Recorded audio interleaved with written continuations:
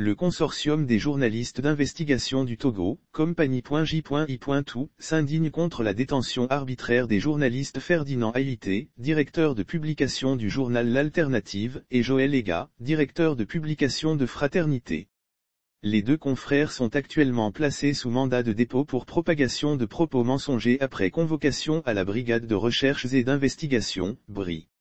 Aussi, le rédacteur en chef de l'Alternative, Isidore Kouonou, concerné par l'affaire, est sous contrôle.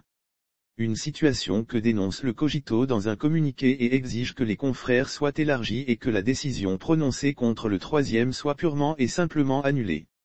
C'est avec stupéfaction et indignation que le consortium des journalistes d'investigation du Togo, Compagnie.j.i.tout, a appris la convocation à la Brigade de recherches et d'investigation, BRI, des confrères Ferdinand Monsieur Haïté, directeur de publication du bi-hebdomadaire L'Alternative, Isidore Kouonou, rédacteur en chef du même organe, et Joël Ega, directeur de publication de Fraternité, les 9 et 10 décembre 2021.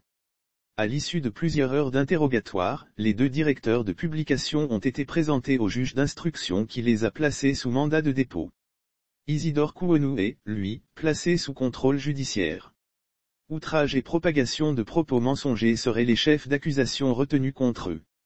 Une fois de plus, les journalistes, dans l'exercice de leur métier, se voient délivrer des mandats de dépôt. Ceci se passe, cette fois-ci, en un jour anniversaire consacré aux droits de l'homme, 10 décembre Journée internationale des droits de l'homme. Un camouflet contre la loi togolaise ayant dépénalisé le délit de presse. Dans un pays qui dit avoir dépénalisé le délit de presse, l'argument selon lequel les trois confrères seraient intervenus sur un média que la Haute Autorité de l'Audiovisuel et de la Communication, HAAC, ne reconnaît pas, ressemble à un déni de la fonction de journaliste et s'apparente à une chasse aux sorcières. Parce qu'ils sont avant tout des journalistes de profession qui sont intervenus publiquement.